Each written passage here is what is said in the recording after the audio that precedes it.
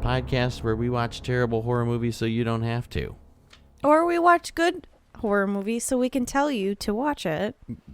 Look at you being all positive and stuff. My name is Vox. I'm Natasha. And we are continuing. This is movie number 7 in the Halloween Extravaganza year 3, part 3, number 3. Season 3. We got to cover all the bases. Today, we watched a movie that was actually on my docket for the second Halloween Extravaganza that clearly happened and was very successful. Oh, yeah. This is Held from 2020, the psychological horror film. Would you call I it would think so, yeah. Yeah, suspense, a little psychological horror in there. We got to watch it because it was recently put on Hulu, which is great. Yeah. Because I'm glad I didn't have to buy this one. But, oh boy. You know, it's movies like this that really confuse me. Oh, see, it's movies like this. I don't want to spoil it yet. Okay. I appreciate your hesitation and withholding your opinions. But this movie, like, after one of our previous movies that we watched, that it was easily predictable, The Nun. Go back and watch that or listen. That one was so easily predictable that this one, it was like, is it him? Is it her? Is it like his son? Like what is happening? What's going on? Like we had it was not easily predictable. And maybe it was to some people, but to me, I had no clue and I was shocked. So what I was going to say is, as far as it being confusing to me, is that the lack of creative thinking is, and I'm talking on a production standpoint, is just frustrating. The movie opens with a really bad green screen car ride, and it's like it opens. Okay. Which I didn't feel like that even needed to be a part of the movie. Why I forgot about it already. I totally forgot about that. And then she brings it up to him again, and it's like, Well, and I think so. We'll get there. Okay. Because I think there's something that we can talk about later on about that. Don't forget it.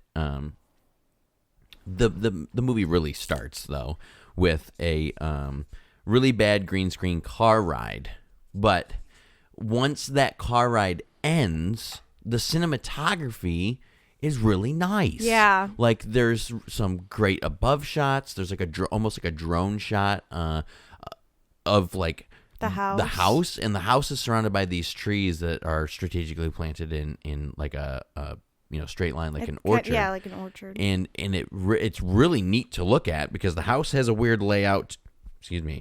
The house has a weird layout to it, and then the trees surrounding it. It gives it a very like eerie, middle of nowhere feel, but it's really nice to look at. On top of that, the first thing I noticed, and this is actually what you mentioned in the score, in the Nun about the score, which I was gonna congratulate you on because you're paying attention to that, which is something that I feel like you didn't pay attention to up until more recently when we started talking about that stuff. The score is really pleasant in this movie.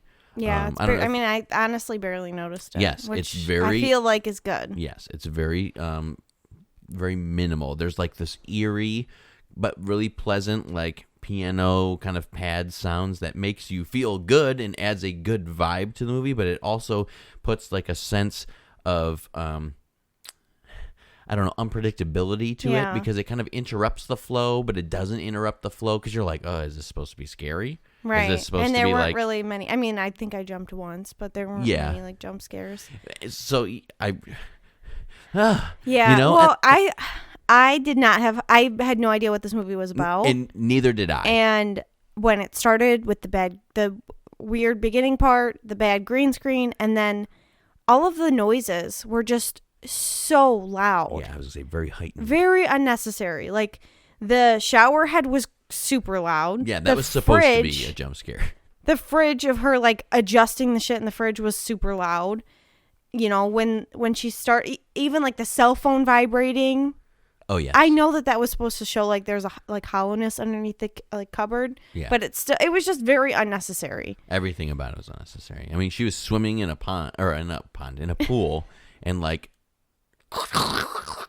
Yeah. She's like, that's who splashes like that while she's swimming? You know, she was just like lightly swimming around. Right. It was like, just turn it down a few notches. And We I don't don't- need to. We can hear the phone ringing. We don't need to hear the phone ringing at 10 plus volume.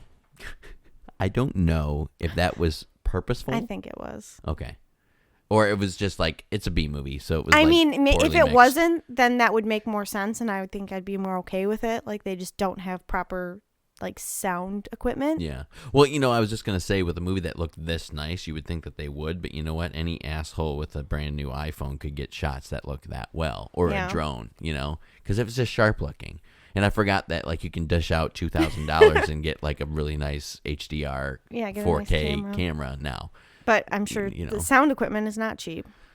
Yeah, you're probably right. I haven't bought, like, good You and sound I have equipment. talked about, like, podcast microphones, and you're like, oh, that one was $2,000. Yeah. Can't get that one. Yeah. And, I would like to get a Shure microphone Yeah. real bad. Exactly. But yeah, I don't know. That, like, the sound editing and the acting all put together gave me a really bad taste. Oh, really? Like, off the bat. Well, let's start off with, I have no idea who the wife was. No, I don't know any of But these people. the husband Oh. is Coach Bolton from High School Musical. Well, I'm glad you recognize someone. Yeah, when he walked in, I was like, "Oh my god!" I was like, "That's Coach Bolton." And then, his real name is Bart Johnson. Wow. Yeah. What a name. But, he still looks great. I mean, almost He 15 years have gone by, and he. He reminds me of what's his name from Euphoria and Grey's Anatomy. Oh, Mark Sloan. Yeah, Mark I Sloan. don't know his real name. Me either, but he reminds me of him Yeah. a little bit. You know, he's got kind of like a blocky head. Well, and it's like the big shoulders. Yeah, and, like, he's the big really broad. chest. Yeah, he was. Yeah. I mean, he looked all right. Yeah. He didn't look like he was married to her, Not at all. but you know, I guess that's mean. Well, but she was ugly. I don't think she was. I think it was the shots. Like, because there were parts where I was like, she doesn't look bad there, but then there were parts, like, shots where I was like, oh god. She put on that red lipstick. It was a little scary for me. Okay, so the premise that we find out real fast in this movie, aside from the fact that it's surrounded by bad driving green screen, is a married couple are celebrating their 9th anniversary, and we find out that the husband, his first wife, died. Which I wonder, like, how. I was thinking the same thing. Yeah. I was thinking the same thing. So anyways, they are off because there's a disconnect. They decide to go to a very fancy pants house in the middle of Secluded nowhere. Airbnb. Yep. Or Verbo or whatever. Yeah. And got to add that in there. Hoping to get some advertising sometime. Yeah. Not sponsored. And and you know, kind of some weird events start happening, and one of which that we find real quick is that they were drugged, Yeah. and a mysterious man starts talking to them. Well, first he comes in and he changes her Oh yeah, and all by himself. puts coffee out and puts, a flower out. Oh, and she had flowers delivered before How could Coach you Bolton forget got there. How could you forget the really loud knocking on the door? Yeah. That was supposed to be a jump scare. But she was like, "Oh, the flowers were from you." And my first concern was, if they have all the security and they've got this gate, like, how the fuck is someone delivering flowers Yeah. like that? Yeah. Anyway, so she gets changed. She wakes up. There's coffee. There's a poem or something in the No, it's a. Oh yeah, that's right. It was anniversary card. yeah. I don't remember. Yeah. And then this voice comes over, and it honestly kind of reminded me of like a knockoff John Kramer. You must obey. It actually gave me frontman vibes. So from Squid Games, frontman here. Oh, I didn't know know. he had a name. Yeah, frontman. Oh. The guy in the mask. Yeah, that shows a blur to me. When he answers the phone, he goes, "Frontman here." Oh. They call him frontman. And you know what's funny too is the bad guy in this movie wears a mask. Yeah. Honestly, I gotta say, just as a side note, that's the only reason I picked this movie. It's because of the mask. Dude, it looks so cool. It does, yeah. Oh, it's such a cool mask. I need to get that mask. I don't know where he got it from, but I need to get it. I'm sure you can find it. It'll really be at cool. Spirit Halloween. Oh, I don't think so. Yeah, this movie only has 1.7 thousand reviews. I'm just saying, though, they had to have found a mask like that somehow. I don't know. We'll see. Yeah, anyway, sorry. Tangent. So he's telling them, hold the door. Man never lets his wife walk through a door, like open a door for herself. Oh, yeah. Shit, I just choked. They figure out there's cameras all over the house. Yeah, and the one prediction that I think you made that I think that this movie would have benefited from is the fact that because he was FaceTiming his son who just proposed to his girlfriend, and kind of mentioned like, oh, I wish mom was here. Like, I hope you guys have a good anniversary. And he's like, the dad's like, oh yeah, thanks. Because he was trying to get it in, and she's like, nah, I'm good. Yeah. And I feel like that would have been better if it was the son. Spoiler alert. Yeah. It's not, but that was a good prediction on your part, just to bring that up. Because after the whole thing gets unveiled, I was like, meh. Oh. Meh. Anyways, go ahead. You're doing a great job recapping. Just keep going. Oh, you want me to keep going? Yeah, keep going. Okay, you're doing great. So when they disobey or don't do what they're supposed to, they get, like, zapped. Like, or there's a vibration or something in their head, and like the lights flicker, and it must be painful, I guess. Yeah, well, his ears were bleeding, so I think so. And that it's funny that you say that. It reminds you of a knockoff John Kramer because in the first Saw movie, they're hooked up to the chains and they can zap them. Right. Through the chains. I don't know. It was just kind of like... Yeah, good. I mean, and then, you're making great connections. The poetry, is this your podcast? The poetry of it, like he was like making like metaphors and all that, like just kind of reminded me of Saw. Because like John Kramer always had a reason for having people locked up. That's why he's my favorite villain. It was never just asinine and... Yeah, because I don't like you. Yeah. Because you stepped on my toe in 5th grade. Yeah. Yeah. But, I feel like this movie was quick. Like, I'm trying to remember it. It was only 90 minutes long. And it all happened so quickly. I feel like it wasn't quick. No? Nah. The second, literally, I'm not even kidding you. The second the voice started happening, I was like, oh boy. Aw. I was like, this is going to get long. This is going to get real long. And I was fighting sleep, too. I could tell. Well, I kept saying stuff to you, and you're like, I'm fine, I'm good. Yeah, I was good. But I was fighting it. This movie got boring. Got real boring. It was doing okay. I'm trying to remember what happened. So they get... literally the same thing happens over and over again. And yeah, do this, do that. Yeah. Oh, and then he finds out she cheated on him. Yes. And then that guy is kidnapped. And he gives him an ultimatum. Or he gives the big guy... You're skipping around, but that's yeah, okay. What happened in the middle? Basically, the man behind the mask was like, rape your wife. And that was like, what my note right here is, this movie has really rapey vibes through the whole thing. And I think that, like, that is not constructive to the story at all. But I have to say, as we mentioned, we'll come back to, that opening scene in this movie is her... like being raped in a car, so that's...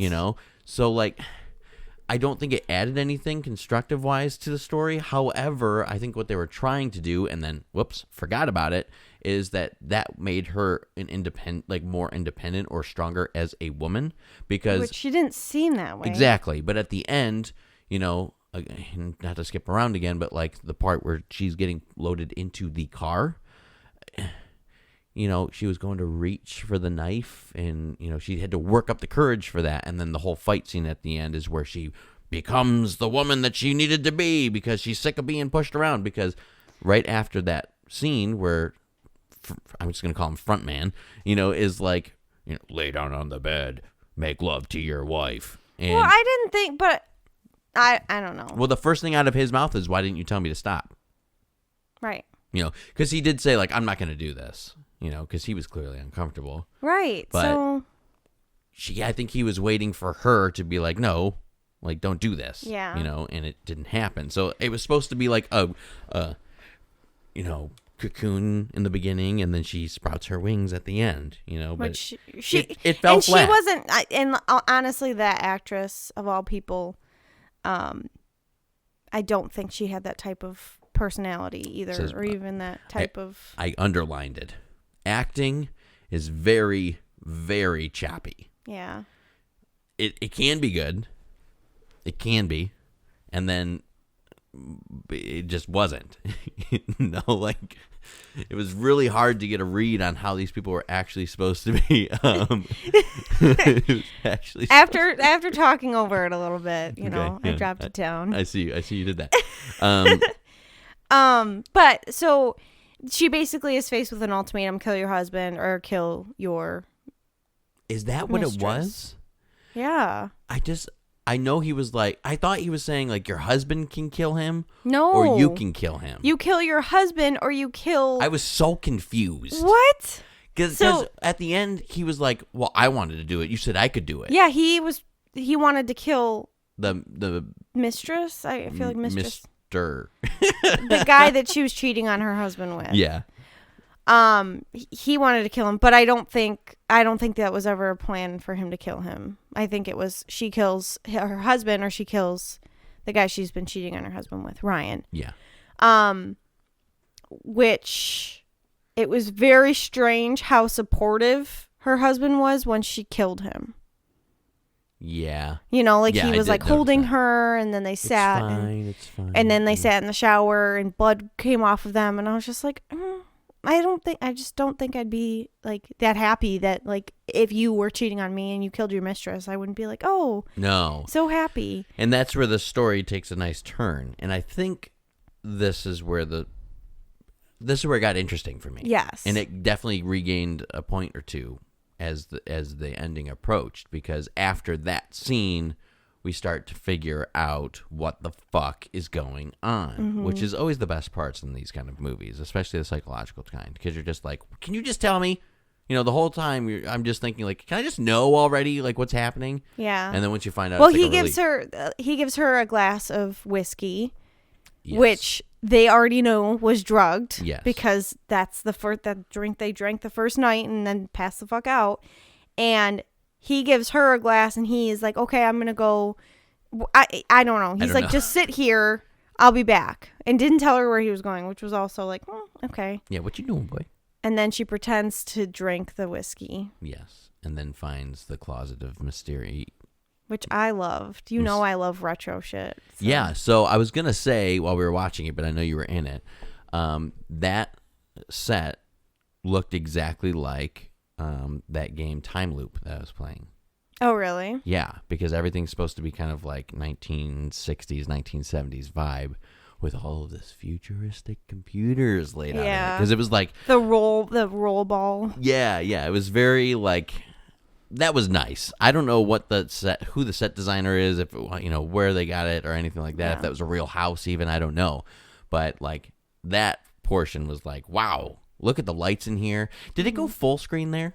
Did you notice that? I didn't notice. Sorry. I just feel like the color changed because we went from this pale. Yeah, but it was very gray and blue and not very bright colors until the closet. She went into the closet. And then she goes into the closet and it's all these oranges and these like lighter browns and yellows and a little bit of reds, And I was just like, very wow. vibrant colors. Yeah, really cool change in it. And I think that was tasteful again. But yeah, I was just like, I can't remember, but I think it went full screen because I was just like, whoa, my eyes are like caught on this now. And then of course they walk, back out into the hallway after that. It's like, boring. But anyway, the twist. The twist. Let's go You're for like, it. oh yeah, you walk out. Yeah. The twist is this whole thing is planned. Like her husband planned it pretty much. There's a commercial of this guy. So it starts off like 1950s vibe. Honey, I'm home. Oh, hi, honey. And it's like she's cooked dinner and she's all like made up and stuff and, perfect house, dream housewife in the 1950s.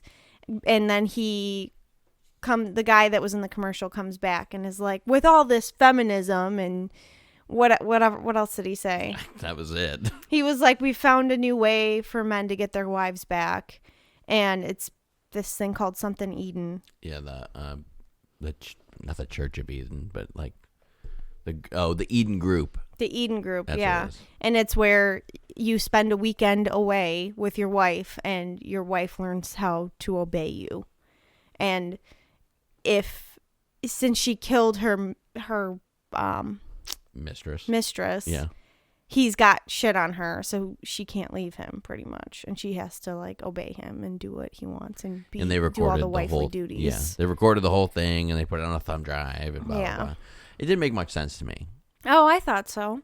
It just seemed like a religious cult almost. Yeah. You know, and then all of these women that are in the like commercial are just like wide-eyed and like cheeky smiles. And they look like they've been crying.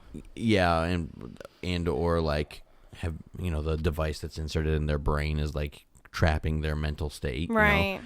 It just yeah, all right. Oh, That's fine. That helped me. The movie for me is Yeah. like that there actually being a reason for it, you know, and that being like a group. I don't. It's just different to me because I haven't seen anything like it. I guess I still like am stuck in this portion of I know I'm in 2022, and I'm sick of hearing the same things that I have to deal with in real life. You know, it's kind of the same thing with like Candyman. You know, where we already know that these things are happening in real life. But like, what do you mean? Just the fact that like we have these, and I'm just gonna say for his or for my sake, but to relate to him or what I'm thinking for his character is like an extreme right wing. You know, like fuck the feminists. You know, women can't have right. Yeah, I know, but that's where my brain goes. You know, women can't have rights. They belong in the kitchen. You know, it's like I'm sick of hearing that. You know, like whatever. Stop like forcing down the fact that, you know, women have a strong movement right now and they're not supposed to be in the kitchen. And I feel like this movie was like obviously rallying against that because it's a story about a woman growing stronger and getting over her past traumas. But again, we already know people can do that. Yeah. Like, just make it a fucking thriller movie. Why does it have to be this semi-political agenda? Yeah, and honestly, like, I wish, like, for horror movies, like, I'm kind of sick of seeing them persevere. As far as? Like, her getting out. You want her to die? Not die, but I think it would be interesting if they were like, this is what it is, and that's what it was, and she was, like, controlled by him. Like, stuck into it? Yeah, like, I don't know. So, like, she didn't win at the end? Right. Yeah. And, like, even, like, a movie that, spoiler alert, Fresh. Oh, yes. I didn't want her to get out. Yeah. You know? And maybe we reviewed that movie, maybe too. I'm a sadist, but, like, I want, like, I don't, like, we don't need it's a horror movie. We don't need a happy ending. Yeah. I'm not watching a Disney movie. I agree with you. You know? You're 100% right. Like, you're preaching to the choir here. I agree with you. You know? And that's maybe, like, with the Halloween movies, like, Michael Myers always makes it out, and he's fine. You know? Yeah, and not to go back to this, but, like, the Saw movies. I mean, there really wasn't any good endings with Saw. Well, sometimes they got out. Yeah, but like the overall story, people are dying, wasn't good. Yeah, because we wanted John Kramer to get out because he's not the bad guy, right? But he's not the good guy. Yeah, and like, okay, so sorry, Saw tangent here, real quick. Welcome to the show where we talk about other movies. Amanda gets out, but then she's still stuck in. Right? Yeah, she's still puzzles yeah, and stuff. She's still part of it. Like even at the end of I think it was 3 or 4, where the detective goes down into the sewer line and then discovers where the first movie takes place, and then all of a sudden there's John Kramer and he's like, "The game's over," and slams him in there, and he's stuck in that room. The good guy didn't win. Yeah, the detective didn't figure anything out. Well, he did figure stuff out, but he didn't solve the puzzle completely. And then once he started figuring out what was actually happening, he was fucked. He walked into the untrap. You know, it's the same thing with the other that happens in the first movie. They chase John through the warehouse and it's booby trapped. And the guy gets shot in the top of the head. You know, the police officer. Mm-hmm. We need more of that. I don't disagree. I think you hit a fucking nail on the head there, babe. Yeah. I'm just like, I'm not looking for a happy ending when I'm watching a horror movie. Yeah, it's too much now. And that's like all it is. And it's like, like you said, they didn't do a great job of making it seem like she'd redeemed herself. No. Because you barely even knew what happened in the first place. There was a hand and on then, the knee and a zoom in on her face and then wide eyes and it was over. Like, okay, we get it, but like, do we? I mean, but she wasn't even like likable enough as a character for me to like be rooting for her. No. I don't know. Sorry that I'm saying that, but you're against women. You hate women. How dare you have an opinion? But near the end of the movie, you and I both had the same thought that yes, he gained superhuman strength out of nowhere. Oh yeah, how does someone just all of a sudden pick up his wife, who's probably 100 pounds? You know, she's at least like 115. Okay, sure, right. We'll say 120 just for S&Gs. What about 125? And then slams her through a wall. I don't know if that was a full wall. It wasn't. Okay, it was It was being built, but there was 2x4s, several 2x4s. You ever stepped on a 2x4? It's gonna hold my fat ass up. I know that. So you're going to tell me you have enough strength to slam your wife through several 2x4s and onto the ground and not fracture her skull and or break her back? Huh? And then he does it again when he's like slamming her against the wall and stuff. Yeah, and he's like, she's hitting him and punching him and stabbing him and whatever, and he's still like, ugh. Yeah, you're not, this isn't a possession movie, no, homie. This isn't a superhero movie either. I don't know. We should just speed through the end here. Do you want to do it? Or you want me to do it? You can do it. Okay, real fast. She gets slammed on the ground. She gets hurt. She gets stabbed, but she makes it out alive somehow. Ends up injecting him with one of the chips that he ripped out earlier in the film, and so did she. Ripped out hers. Killed the guy behind the mask that was earlier in the story because they find out that they're working together, as you mentioned. Anyways, got him re-injected, stole the watch off of the dead dude that controls all of the fun electronics, turns it on, and he vibrates to death or whatever happened. And then she goes and rescues an irrelevant character from the beginning of the movie. Joe. How could you forget I put Joe? Justice for Joe. Yeah. He was JFJ. He was like an asshole Uber driver. And then but then he had a redeeming comes quality. comes back and is like, I'm so sorry, you know, my daughter's in the hospital, blah blah blah, I brought you some flowers. The notebook. I brought your notebook back. Yeah. Because she's a writer or something. Yeah, what was she writing down? That's another thing. Like there's just so much that they had going on that they just never touched on. Yeah. And then she's driving down the road and she sees his car and he is all beat up and fucked up, and so she puts him in his because they made backseat. it look like he got in a car accident when really they beat the shit out of him. Yeah. Regardless, this was a little bit of a different show because we broke down the movie step by step instead of just talking around it, which I think is hopefully, if you listen to the whole thing, is a refreshing kind of take. Tell us how we rate things around here. So we rate things on a scale of 1 to 10, 1 being the lowest, 10 being the best. And then we also decide if we are going to pick a movie, which means we would recommend our friends and family to watch, or flick it, meaning we watched it, so you don't have to. Nice. I like your breakdown on that. You're getting it down pat. Yeah. Got a script. No, I'm just kidding. Yeah, you got a script. We should, but we don't. So would you pick or flick this movie? Oh, it's a flick for me. Oh, really? Yeah, not worth watching. Oh, I said pick. I think it's worth it. Because it's different. Watching. You know, it's not what we're used to seeing. Anyway. I think my score will surprise you, though. So. Yeah. What's your score? I give it a 4 out of 10. How is it? That doesn't surprise me. Okay. I had it at a 7, and holy shit! Listen, I had it at a 7, and then as you and I talked more, I'm like, it wasn't a 7. I thought you had it at a I 6. can't see that well, and mind you, I want to preface the fact that we do not tell each other our scores before we record, but I can see it on the top of your thing because you adjusted it. I thought that was a 1 and you put it to a 0. I got excited. Oh no! Oh my god, you had it at a 7? Yeah, I liked it. I like movies that are different. Okay, that's fair. That's fair. I don't like predictable. I like to be surprised, and it's a different concept. So okay. I'm not gonna argue with that. I for some reason I think I knew that you would like this more than what all the reviews that I was reading about it were. You know, I think mine is a little bit higher than some of the reviews that I had seen. Mind you, I didn't read anything about the movies. I just kind of saw on Letterboxd some people that I follow had seen it and scored it. And it was better than several of them that I saw. Yeah, I've been giving a lot of 3s and 4s recently, which I apologize for, but Yeah. you know what? Do you like anything? Yeah, but it wasn't a bad, like a 4 for me is like, okay, it wasn't terrible. If you get a 6, I'm like, all right, I'd go see that in the theaters, or I'd buy that on DVD, Yeah. And you're in the 10 realm. I would have to be like an 8 for me to be like buy a movie.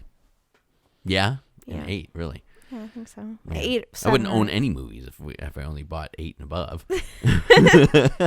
You'd own like 4. Yeah, only one. If you've listened all the way through, thank you so much. We are releasing a video review of a horror movie. I'm for struggling for every day in October. Yeah. So Halloween Extravaganza number 3. Yeah. So if you liked what you listened to, be sure to subscribe and follow along with us. We post periodically outside of this, but this is taking up our time right now. Yeah. And I do want to say, we're already so many minutes in. The cat's out of the bag because Luke likes to expose us. We record these early on, so some of our recent events that we talk about when we reference stuff in the movies might be a little bit outdated, which I noticed because I went back and listened to some stuff from the Halloween Extravaganza 1, and we were like referencing current events. Oh. And I was like, ooh, I wonder if we do that now. And I don't think we really have. I don't know, but I just wanted I want to preference it. Yeah, I mean, even if we do, then it's a little blast from the past. Yeah, right.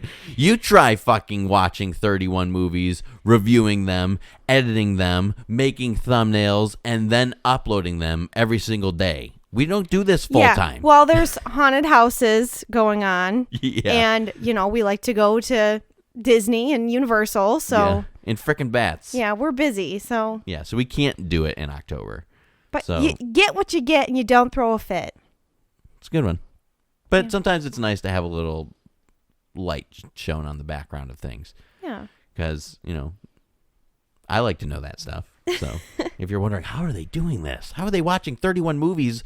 Because we're superhuman. We're that good. It's only May. Thanks for listening. We'll see you tomorrow. Bye.